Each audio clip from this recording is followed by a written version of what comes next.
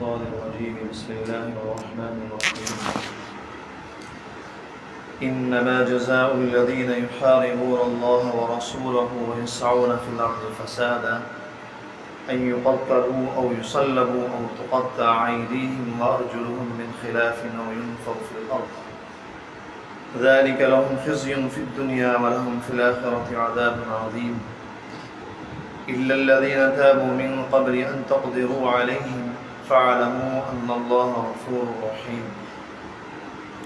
سورہ مائدہ آیت نمبر 33 اور 34 فرماتے ہیں انما جزاء الذین یحاربون اللہ ورسولہ، جو لوگ اللہ اور اس کے رسول سے لڑائی کرتے ہیں، ویسعون فی الارض فسادا، اور زمین میں فساد مچاتے پھرتے ہیں، ان کی سزا کیا ہے؟ ان یقتلوا، ان کی سزا یہی ہے کہ انہیں قتل کر دیا جائے، او یصلبوا، یا سولی پر چڑھا دیا جائے، او تقطع ایدیہم وارجلہم من خلاف، یا ان کے ہاتھ پاؤں مخالف سمتوں سے کاٹ ڈالے جائیں، او ینفوا من الارض، یا انہیں زمین سے دور کر دیا جائے۔ ذلک لہم خزی فی الدنیا ولہم فی الآخرۃ عذاب عظیم، یہ تو دنیا میں ان کی رسوائی ہے اور آخرت میں ان کے لیے زبردست عذاب ہے۔ الا الذین تابوا من قبل ان تقدروا علیہم، ہاں وہ لوگ اس سے مستثنیٰ ہیں، یعنی ان کو یہ سزا نہ دی جائے، ہاتھ نہ کاٹے جائیں، سولی نہ چڑھائی جائے، قتل نہ کیا جائے، زمین سے نکالا نہ جائے، ہاں وہ لوگ اس سے مستثنیٰ ہیں، یعنی اس قانون سے علیحدہ ہیں، ان پہ سزائیں جاری نہیں ہوں گی جو تمہارے ان کو قابو میں لانے سے پہلے ہی توبہ کر لیں۔ ایسی صورت میں یہ جان رکھو کہ اللہ بہت بخشنے والا بڑا مہربان ہے۔ پیچھے حابیل کا واقعہ آتا کہ حابیل کو قتل کر دیا تھا، کیونکہ وہ اس دنیا میں سب سے پہلا ناجائز قتل ہوا تھا، تو یہاں سے اللہ تعالیٰ قتل کے بارے میں شرعی سزائیں بیان کر رہے ہیں۔ کوئی آدمی قتل کرے، ڈاکہ ڈالے، چوری کرے، زنا کرے، ان کی تفصیل سے اللہ تعالیٰ شرح فرمائیں گے، سزا بیان فرمائیں گے۔ تو یہاں بتاتے ہیں کہ جو لوگ ڈاکہ مارتے ہیں دنیا میں، زمین پہ فساد مچاتے ہیں، اسلحہ کے زور پہ اپنی طاقت پر ایک جماعت انہوں نے بنا رکھی ہے اور ڈاکہ مارتے پھرتے ہیں، تو ان کو کیا سزا دی جائے؟ اچھا، اللہ تعالیٰ نے یہاں یہ فرمایا کہ جو لوگ اللہ اور اس کے رسول سے محاربہ کرتے ہیں، جنگ کرتے ہیں، حالانکہ تمام مفسرین فرماتے ہیں کہ اس سے مراد ڈاکو ہیں، ڈاکو، اور جو قانون کے باغی ہیں اللہ کے، اور حکومت کے قانون کو، یعنی شرعی قانون کو اپنی طاقت سے توڑنا چاہتے ہیں، یہ ڈاکے مارتے ہیں۔ مفسرین فرما رہے ہیں کہ یہاں مراد ڈاکو ہیں، لیکن اللہ فرما رہے ہیں انما جزاء الذین یحاربون اللہ ورسولہ، جو لوگ اللہ اور اس کے رسول سے لڑائی کرتے ہیں۔ یہ سمجھنے کی بات ہے، قرآن بھی سمجھنے کی کوشش کر رہے ہیں، یہی اصل چیز اور بنیاد ہے۔ تو جب اس سے مراد ڈاکو ہیں تو ڈاکو ہی کیوں نہیں بتا دیا؟ یہ کیا کہنے کی ضرورت تھی کہ جو لوگ اللہ اور اس کے رسول سے جھگڑیں، محاربہ کریں، جنگ کریں؟ تو ذات مفسرین فرماتے ہیں اصل میں عوام سے لڑنا، زمین میں فساد پھیلانا، قتل و قتال کرنا، ڈاکہ ڈالنا، یہ حکومت کے قانون کو توڑنا، یہ حکومت ہی کا مقابلہ کرنا ہے۔ اور اگر حکومت شرعی ہو، جہاں اللہ تعالیٰ کے قوانین ہوں، اللہ تعالیٰ کے ضابطے نافذ ہوں، تو وہاں گویا حکومت سے مقابلہ نہیں بلکہ براہ راست اللہ اور اس کے رسول سے مقابلہ ہے، کیونکہ اللہ کے قانون کو توڑ رہے ہیں، رسول اللہ صلی اللہ علیہ وسلم کے قانون کو توڑ رہے ہیں۔ تو اس لیے فرمایا ڈاکوؤں کو کہ یہ لوگ جو اللہ اور اس کے رسول سے محاربہ کرتے ہیں، یہ ہمارے قانون توڑ رہے ہیں، فساد مچا رہے ہیں، زمین میں باغی بن رہے ہیں، تو یہ حکومت سے مقابلہ ہے، لیکن اصل ہمارے سے مقابلہ ہے۔ فرماتے ہیں ان کی سزا یہ ہے ان یقتلوا، ان کو قتل کر دیا جائے، او یصلبوا، یا سولی پر چڑھا دیا جائے، او تقطع ایدیہم وارجلہم من خلاف، یا ان کے ہاتھ پاؤں مخالف سمتوں سے کاٹ ڈالے جائیں، او ینفوا من الارض، یا ان کو زمین سے دور کر دیا جائے۔ 4 سزائیں بیان کی یہاں ڈاکوؤں کے لیے۔ اللہ کے جو باغی ہوں، حکومت اسلام کے باغی ہوں، یا تو ان کو قتل کیا جائے، یا سولی چڑھایا جائے، یا دانا ہاتھ اور بایاں پاؤں کاٹ دیا جائے، ہاتھ کٹے سے اور پاؤں ٹخنوں سے، اور چوتھی سزا یہ ہے کہ ان کو زمین سے نکال دیا جائے در بدر۔ حضرات مفسرین فرماتے ہیں، امام ابو حنیفہ رحمۃ اللہ علیہ، کہ اصل میں 4 سزائیں اللہ تعالیٰ نے اختیار نہیں دیا کہ چاہے یہ کر لو چاہے یہ کر لو، یہ مطلب نہیں ہے۔ مطلب یہ ہے کہ ڈاکے کی کئی صورتیں ہوتی ہیں۔ مثلا کسی نے ڈاکہ ڈالا کسی کے مال پر، تو پہلی صورت تو اس نے یہ کی کہ سامنے والے کا مال لے لیا، اسے قتل کر دیا۔ پہلی صورت تو یہ کہ صرف قتل کیا، مال نہیں لیا، ایک صورت تو یہ ہوئی. تو اس کے بارے میں اللہ تعالیٰ نے فرمایا ان یقتلوا، اس نے قتل کیا تم بھی قتل کرو، کیونکہ شریعت میں جان کا بدلہ جان ہے. ڈاکہ ڈالا، سامنے والے کا مال نہیں لیا، مال لینے کی کوشش کر رہا تھا، وہ قتل ہو گیا، یہ ڈر کے مارے کسی بھی صورت میں بھاگ گیا، اسے قتل کر دی، مال ہاتھ نہیں لگا. تو اس صورت میں اللہ تعالیٰ فرماتے ہیں سامنے والے کو جب وہ پکڑا جائے تو اس کو قتل کر دیا جائے. دوسری صورت یہ کہ جہاں ڈاکہ ڈالا وہاں کے گھر والوں کو بھی قتل کر دیا اور اس کا مال بھی لے لیا. تو فرماتے ہیں اب کیا ہوگا، او یصلبوا، اب ان کو سولی چڑھائی جائے، براہ راست سب کے سامنے سزا دی جائے، قتل بھی کیا جائے اور بلکہ زندہ سولی پر چڑھا دیا جائے. پہلی صورت میں صرف قتل کیا، مال نہیں لیا تو قتل کر دیا جائے، یہ شرعی سزا ہے. اور اگر مال بھی لیا اور صاحب مال کو قتل بھی کر دیا تو اب سولی چڑھائی جائے. اب تیسری چیز فرماتے ہیں او تقطع ایدیہم وارجلہم من خلاف، یا ان کا داہنا پاؤں، دایاں ہاتھ بایاں پاؤں کاٹا جائے. یہ دوسری صورت یہ ہے کہ نہ اس کو یعنی صاحب مال کو قتل کیا اور نہ اس کو یعنی جان سے مارا، نہ ڈاکہ ڈالا نہ جان سے مارا، صرف چوری کر لی، چھوٹی موٹی سی چوری، یعنی بہت بڑا ڈاکہ جو ہوتا ہے پورے گھر کو ختم کر دینا، صرف چوری کی، وہ چاہے معمولی سی ہو. تو اللہ تعالیٰ فرما رہے ہیں کہ اگر یہ صورت ہے نہ اس کو قتل کیا نہ بڑا ڈاکہ ڈالا، صرف چوری کی، تو اب اس میں یہ قانون جاری ہوگا کہ ان کے ہاتھ پاؤں کاٹ دیے جائیں. اب چوتھی صورت یہ ہے کہ کیا نام، نہ تو قتل کیا نہ ڈاکہ ڈالا نہ چوری کی، صرف ویسے کسی کو ڈرایا دھمکایا تھا بھی، اب اس کا مال لینا چاہتے تھے یا قتل کرنا چاہتے تھے، کچھ بھی کرنا چاہتے تھے، صرف ڈرایا دھمکایا تھا، گویا فساد پھیلانا چاہ رہے تھے، تو اس سے پہلے حکومت نے ان پہ قابو کر لیا. تو اللہ تعالیٰ فرماتے ہیں اگر انہوں نے نہ قتل کیا ہو ڈاکوؤں نے، نہ فساد مچایا ہو، صرف ویسے ہی ڈرایا دھمکایا ہو، نہ چوری کی ہو، تو اب ان کو زمین سے در بدر کرو، نکال دو زمین سے باہر. اب یہ سزا ہے ان کی. شریعت میں 3 طرح کی سزائیں ہیں. نمبر 1 وہ سزا جو اللہ تعالیٰ نے متعین کر دی، ایک کو حدود کہتے ہیں، دوسری سزا کو قصاص کہتے ہیں، تیسری سزا کو تعزیر کہتے ہیں. پہلے یہ سمجھیں کہ بعض دفعہ آدمی اگر کسی پر کوئی ظلم کر یعنی کوئی ایسا کام کرتا ہے جس سے دوسرے کو نقصان پہنچتا ہے یا تکلیف پہنچتی ہے، تو اس میں 2 پہلو ہوتے ہیں. ایک تو یہ کہ سامنے والے کو نقصان پہنچا، اور دوسرے اس میں اللہ تعالیٰ کا حکم بھی توڑا گیا. مثلا کہا گیا تھا بھائی کسی کی غیبت نہ کرو یا کوئی دوسرا ایسا کام نہ کرو جس سے دوسرے کو تکلیف پہنچے، تو اس میں ایک تو دوسرے کو تکلیف پہنچائی، اور دوسرا کام یہ ہوا کہ اللہ تعالیٰ کے حکم کو بھی توڑا. تو جس 3 قسمیں ہیں. نمبر 1 حدود، وہ سزائیں جو اللہ تعالیٰ نے قرآن میں متعین کر دی. مثلا چور کی سزا یہ ہے کہ اس کا ہاتھ کاٹ دیا جائے، زانی کی سزا یہ ہے کہ اس کو 100 کوڑے مارے جائیں، ان کو کہتے ہیں حدود. دوسری سزائیں ہیں جن کو کہتے ہیں قصاص. مثلا وہ حق العبد ہوتا ہے، مثلا کسی آدمی نے کسی دوسرے کو قتل کر دیا، تو جس کا آدمی قتل ہوا ہے، اب جو بیچارہ قاتل مقتول ہے یعنی جس کو قتل کیا گیا ہے، اس کے ذمہ داروں کو اختیار ہوتا ہے کہ جس نے قتل کیا ہے چاہے تم اس کو معاف کر دو یا اس سے بدلہ لے لو، اسے کہتے ہیں قصاص. اچھا تیسری چیز تعزیر ہے. اللہ تعالیٰ نے صرف معمولی گناہوں کی، معمولی سزاؤں کے جو ہے جرموں کی سزائیں بیان کی، ورنہ تعزیر کا معاملہ رکھا ہے. یعنی حاکم وقت اپنی ثواب دین سے، اپنی عقل سے، شہر قاضی، شریع عدالت جو چاہے سزا دے. اللہ تعالیٰ کا اکثر سزاؤں یعنی جرموں میں اللہ تعالیٰ نے یہ جاری رکھا ہے. صرف زنا، چنانچہ علماء نے لکھا ہے کہ جن کی حدود اللہ تعالیٰ نے یعنی سزائیں متعین کی ہیں وہ 5 چیزیں: ڈاکہ، چوری، زنا، کسی پر زنا کی تہمت لگانا. نمبر 5 شراب پینا. یہ 5 سزائیں ہیں جن میں یہ 5 جرم ہیں جن کی سزائیں قرآن اور حدیث میں متعین ہیں. ڈاکہ، چوری، زنا کرنا یا خدا نخواستہ کسی نے دوسرے پہ زنا کی تہمت لگا دی اور ثبوت پیش نہیں کیا. نمبر 5 شراب پینا. یہ 5 سزائیں تو جرم ایسے ہیں کہ ان کی سزائیں متعین ہیں، لیکن اس کے علاوہ اور دنیا بھر کے جرم ہوتے ہیں، پتہ نہیں کتنے سینکڑوں ہزاروں جرم ہیں. تو اللہ تعالیٰ نے اس میں کوئی ضابطہ قانون نہیں بتایا، اس میں یہ بتا دیا کہ حاکم وقت مسلمان جو ہو، قاضی جو ہو، وہ اپنی عقل سے، اپنی ثواب دید سے جو چاہے سزا متعین کر دے. چنانچہ یہ تعزیر، اسے تیسرے نمبر پہ تعزیر کہتے ہیں. چنانچہ اگر کسی اچھا حدود اللہ میں جو اللہ تعالیٰ کی حدود متعین ہے، مثلا کسی نے زنا کیا، اب زنا کی سزا ہے 100 کوڑے، تو یہ 100 کوڑے جو ہیں حضرات مفسرین فرماتے ہیں یہ معاف، تو اگر دنیا میں توبہ کر لی تب بھی نہیں معاف ہونا ہے، آخرت میں تو معاف ہو جائے گا.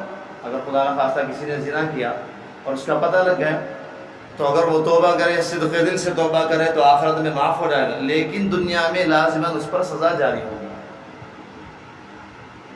اللہ تعالیٰ کے حدود میں، یعنی جو اللہ تعالیٰ نے قانون متعین کیے، اس میں نہ تو کسی کو سفارش کرنا جائز ہے اور نہ حاکم وقت کے لیے سفارش سننا جائز ہے۔ اللہ کے نبی نے سختی سے ممانعت فرمائی ہے کہ جو شریعت نے، یعنی اللہ نے جو سزائے قرآن میں متعین کر دی، اس میں کسی کی سفارش کرنا جائز نہیں اور کسی کی سفارش سننا جائز نہیں۔ چنانچہ اگر کسی آدمی نے زنا کر لیا، آپ حاکم وقت کے پاس جائیں کہ جس کی رعایت کر دیجئے، 100 کوڑے کے بجائے 50 کوڑے لگا دیجیے، اسے معاف کر دیجیے۔ آپ کا سفارش کرنا حرام اور حاکم وقت کا سفارش سننا حرام، کیونکہ یہ سزائیں اللہ تعالیٰ نے متعین کر دی ہے، اس میں کسی طرح کی کوئی گنجائش نہیں۔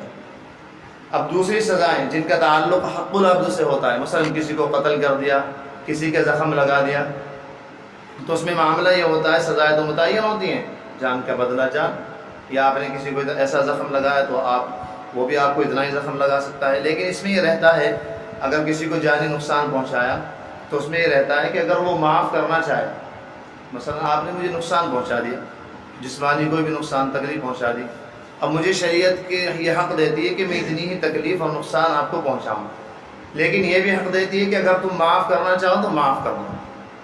مثلا کسی نے کسی آدمی کو قتل کر دیا، اب جس کو بیچارے کو قتل کیا گیا تھا، اب اس کے جو ذمہ دار تھے، اب شریعت نے ان کو اجازت دی ہے کہ یہ مجرم تمہارے ذمے ہے، اب اس کو قتل کرنا چاہو تو قتل کر دو، اگر معاف کرنا چاہو تو معاف کر دو۔ جسمانی سزاؤں سے، یعنی جن میں حق العبد ہوتا ہے، ان میں اختیار ہوتا ہے چاہے معاف ہو یا نہ ہو، لیکن اللہ نے جو سزائیں متعین کر دی ان میں معافی کی کوئی گنجائش نہیں۔ مثلا کسی نے چوری کر لی، اب اللہ تعالیٰ نے اس کا حکم یہ فرمایا ہے کہ اس کا ہاتھ کاٹ دیا جائے۔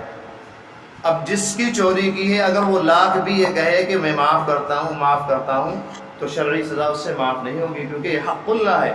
اللہ تعالیٰ فرماتے ہیں چاہیے سامنے والا جس کا مال چوری ہوا لاکھ کہے میں نے معاف کیا، لیکن اس کے ہاتھ لازمی طور پر کٹ کے رہیں گے۔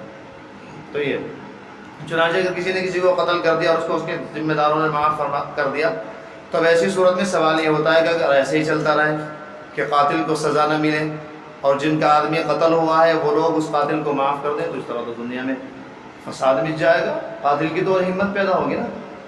کسی آدمی نے کسی دوسرے شخص کو قتل کر دیا، جن کا آدمی قتل ہوا تھا ان لوگوں نے بجائے بدلے کے کہ ہم اس کو قتل نہیں کرتے، اس کو معاف کر دیا، تو شبہ یہ پیدا ہوتا ہے اگر یہی چلتا رہا معاملہ تو قاتل کی تو ہمت اور بڑھے گی اور اس کو جرأت پیدا ہوگی اور دوسرے لوگوں کو اور قتل کرے گا۔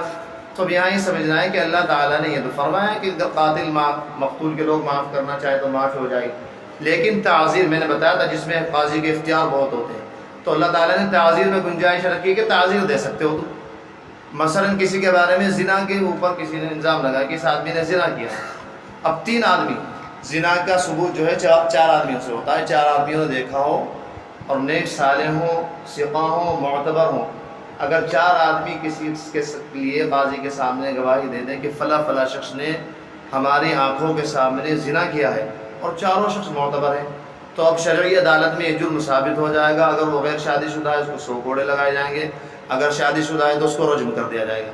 لیکن اگر معاملہ یہ کہ 3 گواہ ہیں، صرف ذرا بات سمجھیے، 3 گواہ ہیں اور تینوں معتبر ہیں، ثقہ ہیں، صالح ہیں، نیک ہیں، لیکن 4 نہیں، 1 کم ہے، اب تینوں یہ کہہ رہے ہیں کہ فلاں آدمی نے زنا کیا ہے، اب کیونکہ 1 کم ہے تو اب اس صورت میں اس پہ شرعی سزا تو نافذ نہیں ہوگی۔ لیکن سوال یہ پیدا ہوتا ہے کہ جب 3 معتبر آدمی کہہ رہے ہیں کہ اس آدمی نے زنا کیا ہے تو یقیناً کچھ نہ کچھ گڑبڑ ہے۔ اب قاضی کو یہ اجازت ہوگی کہ تم شرعی سزا اللہ نے جو قرآن میں بیان کی ہے زنا کی وہ تو نہیں جاری کر سکتے، لیکن اب اپنی عقل سے تم اپنی ثواب دید سے کہ اس فتنے کو کیسے روکا جائے، اس کو کیسے دبایا جائے، جو چاہے سزا دے دو، اس کے کوڑے لگا دو، 50 کوڑے لگا دو، شہر سے باہر نکال دو، عمر قید کی سزا دے دو۔ یہ اس طرح کی اللہ تعالیٰ کی یہ سزائیں ہیں، ان کو ایک قصاص، حدود، تعزیرات، یہ سب چیزیں ہیں۔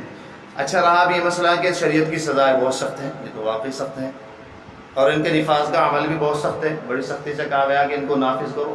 مثلا کوئی شادی شدہ آدمی زنا کر لے، اب اس کی سزا یہ کہ اس کو رجم کیا جائے، یعنی بیچ میں کھڑا کر کے اس پہ پتھر اتنے مارے جائیں کہ وہ ہلاک ہو جائے۔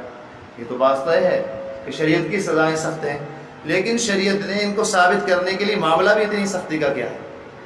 اب زنا کے موقع پر 4 آدمی کو کہاں سے لایا جائے، سمجھ رہے ہیں نا حضرات؟ آپ حضرات کے ذہن میں یہ بات آ رہی ہے کہ شریعت کی سزائیں بہت سخت ہیں اور واقعی سخت بھی ہیں. اب اللہ تعالیٰ نے دوسری طرف سے درمیانہ معاملہ رکھنے کے لیے اتنے ہی سخت قانون لاگو کر دیے کہ دیکھو اگر 4 گواہ پیش کرو گے جب تو ہوگا یہ. اب 4 گواہ کہاں سے لائے زنا کے موقع پر؟ آپ نے دیکھا کسی آدمی کو زنا کرتے ہوئے، اب اس موقع پہ ایک کو تلاش کیا جائے، وہ معتبر ہو، ثقہ ہو، صالح ہو. پھر تیسرے کو تلاش کیا جائے، وہ معتبر ہو، ثقہ ہو، صالح ہو. پھر چوتھے کو تلاش کیا جائے، وہ معتبر ہو، ثقہ ہو، صالح ہو. اب 4 گواہ کہاں سے لائے جائیں گے؟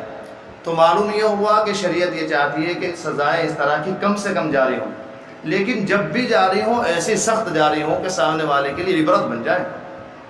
4 گواہ کہاں سے لائیں گے؟ ہزاروں لاکھوں معاملوں میں شاید آپ کو 4 گواہ ملیں گے، اور معتبر صالح نیک گواہ کہاں سے ڈھونڈے جائیں؟ اور آج کے زمانے میں تو ماشاءاللہ غائب. تو اب ایسے میں اللہ تعالیٰ نے بتا دیا کہ دیکھو ہم یہ چاہتے ہیں کہ ایسی سزائیں جاری نہ ہوں، مثلا کوڑے نہ لگیں، کسی کے ہاتھ نہ کٹیں، کسی کو رجم نہ کیا جائے، پتھر نہ مارا جائے. لیکن جب 4 گواہ ثابت کر دیں تو اب سزا بھی ایسی ہونی چاہیے کہ قیامت تک کے لیے آنے والی نسل کے لیے عبرت کا نشان بن جائے. باقی زنا کی سزائیں سخت ہیں. آگے فرماتے ہیں اللہ تعالیٰ اِلَّا الَّذِينَ تَابُوا مِن قَبْلِ أَن تَقْدِرُوا عَلَيْهِمْ. یہ فرمایا تھا کہ جو لوگ ڈاکہ ڈالیں ان کی سزا ہے قتل کر دیا جائے، سولی دی جائے. اب یہ فرماتے ہیں ہاں وہ لوگ اس سے مستثنا، یعنی ان کو ایسی سزائیں نہیں دی جائیں گی جو تمہارے ان کو قابو میں لانے سے پہلے ہی توبہ کر لیں. مثلا ڈاکوؤں کی جماعت تھی، ڈاکہ ڈالتی آ رہی تھی، اب تک لوگوں کو قتل کرتی آ رہی تھی، لیکن اب حاکم وقت نے ان کے چاروں طرف انہیں پکڑنے کی کوشش کی، گھیراؤ ڈالنے کی کوشش کی. تو قبل اس کے کہ وہ پکڑ میں آتے ہیں، یعنی ڈاکوؤں کی جماعت پکڑی جاتی اسلامی حکومت میں، اسلامی نظام میں، انہوں نے پہلے اپنے آپ کو حوالے کر دیا. جیسے مجرم آج کل عدالت میں کہہ دیا جاتا ہے کہ اگر مجرم خود حاضر ہو جائے تو سزا میں تخفیف ہوگی. اللہ تعالیٰ فرماتے ہیں اگر ڈاکو یا ڈاکوؤں کا کوئی فرد خود آ کر تمہارے سامنے، یعنی تم نے پکڑا نہ ہو، خود آ کر توبہ کر لے تو اب ایسی صورت میں تمام سزائیں معاف ہیں. اچھا جہاں یہ معاملہ کتنا نرم ہے، یہاں کہاں تو یہ فرما رہے کہ ان کے ہاتھ کاٹ دیے جائیں، ان کو سولی پر چڑھا دیا جائے، انہیں قتل کر دیا جائے، انہیں جلا وطن کر دیا جائے. اور کہاں اتنا معاملہ نرم کہ اگر وہ پکڑے جانے سے پہلے توبہ کر لیں تو معاف ہے. تو زیادہ مفسر فرماتے ہیں کہ اصل میں سزا بھی اتنی سخت تھی. مثلا 50 آدمیوں کی ڈاکوؤں کی جماعت ہے، تو ان میں سے اگر ایک آدمی نے بھی کسی کو قتل کر دیا نا تو 50 کے 50 آدمیوں کو سزا قتل کیا جائے گا. اگر ایک ڈاکو نے بھی کسی کا مال چھین لیا، چوری کر لی، تو 50 کے 50 ڈاکو سب کے ہاتھ کاٹے جائیں گے. اب رہا یہ مسئلہ ایک کی سزا سب کو کیوں ملے؟ آپ کو سمجھ میں ایک کی سزا، ایک 50 آدمیوں سے 50 آدمیوں کی جماعت تھی ڈاکوؤں کی، ایک نے چوری کی، ایک نے قتل کی. اب آپ کہہ رہے ہیں کہ سب کو قتل کر دیا جائے، سب کے ہاتھ کاٹ دیے جائیں. تو حضرات مفسر فرماتے ہیں اصل میں یہ فرد واحد جو تھا اس میں اتنی ہمت نہیں تھی کسی کو قتل کر سکے، کسی کی چوری کر سکے یا کسی کا ڈاکہ ڈال سکے. یہ ان 50 آدمیوں، باقی 49 آدمی جو تھے ان کے بھروسے پر، ان کی طاقت پر، ان کی قوت پر اس نے قدم آگے بڑھایا، تو گویا ان کی مدد اس میں شامل تھی. تو اس وجہ سے اللہ تعالیٰ نے فرمایا کہ 50 کے 50 کو سزا دی جائے. جہاں معاملہ اتنا سخت ہوا کہ ایک آدمی گناہ کرے اور 50 کو سزا ملے، ایک آدمی گناہ کرے 50 کے ہاتھ کٹے جائیں، تو اللہ تعالیٰ نے تھوڑا معاملہ نرم کرنے کے لیے ایک دم نیچے اللہ تعالیٰ نیچے آئے اور فرمایا کہ یہ بھی معاملہ ہے کہ اگر یہ لوگ توبہ کر لیں پکڑے جانے سے پہلے تمام سزائیں. چنانچہ ایسا ہوا حضرت علی رضی اللہ تعالیٰ عنہ کے زمانے میں ایک ڈاکو تھا، وہ اس طرح کی حرکتیں کرتا رہتا تھا، تو اس نے توبہ کی. حضرت علی رضی اللہ عنہ نے اس کو کوئی سزا نہیں دی کہ بھائی قرآن کہہ رہا ہے اگر ڈاکو پکڑے جانے سے پہلے توبہ کر لیں تو یہ اللہ تعالیٰ ان کو کوئی سزا نہیں دے گا، معاف کرے گا. لیکن وہ الگ معاملہ ہے حقوق العباد کا. جس کا مال چوری کیا تھا اس کو ادا کرنا پڑے گا. یہ جس کو قتل کیا تھا، اب وہ جن کا آدمی قتل ہوا تھا اگر وہ چاہیں تو قتل کا بدلہ لے سکتے ہیں، لیکن شریعت کی طرف سے کوئی پابندی نہیں. چنانچہ علی اسدی ایک آدمی تھا، اس نے اسی طرح مدینے کے آس پاس ایک جمگھٹا بنا رکھا تھا ڈاکوؤں کا، آئے دن قتل و غارت گری، چور ڈاکہ زنی. چنانچہ ایک دفعہ قافلے میں ایک صاحب نے ایک آیت تلاوت کی کہ گناہ گاروں یا عبادی الذین اسرفوا، اللہ کی رحمت سے نا امید مت رہو، تم نے ظلم کر رکھا ہے. تو اس طرح سے آیت سنی تو اس نے دوبارہ قافلے میں کہنے لگا قاری صاحب سے یہ آیت دوبارہ سنائیے. انہوں نے دوبارہ سنائی تو اس نے اپنی تلوار نیام میں رکھ لی اور کہا میں نے توبہ کر لی. اب وہ مدینے میں آیا، ڈاکوؤں کا سردار مدینے میں آیا. اس وقت سلیمان ابن حکم یا مروان ابن حکم خلیفہ تھا. حضرت ابو ہریرہ رضی اللہ عنہ حیات ہے. حضرت ابو ہریرہ نے اس کا ہاتھ پکڑا ڈاکو کا اور مروان ابن حکم کے سامنے لے گئے، دیکھو یہ ڈاکو ہے، اس نے تمہاری گرفتاری سے پہلے، تمہارے گرفتار کرنے سے پہلے توبہ کر لی ہے، اللہ تعالیٰ فرماتے ہیں الا الذین تابوا من قبل ان تقدروا علیہم، کہ جو لوگ پکڑے جانے سے پہلے ڈاکو توبہ کر لیں وہ معاف ہیں، لہٰذا اس پر کوئی سزا جاری نہیں ہوگی۔ اب رہا یہ مسئلہ کہ اللہ تعالیٰ نے یہ ایک تو بتا دیا، میں نے ایک طرف اتنی سخت سزا تھی، ایک طرف اتنا نرمائی کہ معاف کر دیا جائے۔ اس میں ایک مصلحت، سیاسی مصلحت یہ بھی ہے کہ ڈاکوؤں کو رغبت دلانی ہے کہ بھائی تم توبہ کر لو، اگر تم توبہ کر لو گے تو ہماری طرف سے کوئی سزائیں جاری نہیں ہوں۔ اور بھی بہت ساری مصلحتیں ہوتی ہیں، تو یہ آگے اور بھی اللہ تعالیٰ باقاعدہ چوری کا ذکر آئے گا، یہ تو مختلف تھوڑا سا مختصر سا ہے مضمون۔ آگے اللہ تعالیٰ السارق والسارقۃ، مرد چوری کرنے والا، عورت چوری کرنے والی، فاقطعوا ایدیہما، ان کے ہاتھ کاٹ دیے جائیں۔ تو لہٰذا یہ عام مسلمانوں کے ذہن میں بھی رہتا ہے کہ شریعت کی سزائیں بہت سخت ہیں، تو میں نے بتایا شریعت کی سزائیں واقعی سخت ہیں، لیکن ان کا جو ثبوت آپ اکٹھا کریں گے اس کو اکٹھا کرنا کتنا سخت ہے یہ تو دیکھیے۔ ہزاروں آدمیوں میں شاید اگر خدا نہ خواستہ ہزاروں آدمیوں نے زنا کیا ہو تو شاید ہزاروں آدمیوں میں سے آپ ایک آدھی کا ثبوت فراہم کر سکتے ہیں 4 آدمیوں کو۔ الا الذین تابوا من قبل ان تقدروا علیہم، ہاں وہ لوگ اس سے مستثنیٰ ہیں جو تمہارے ان کو قابو میں لانے سے پہلے ہی توبہ کر لیں۔ فاعلموا ان اللہ غفور رحیم، ایسی صورت میں جان رکھو کہ اللہ تعالیٰ بہت بخشنے والا، بڑا مہربان ہے۔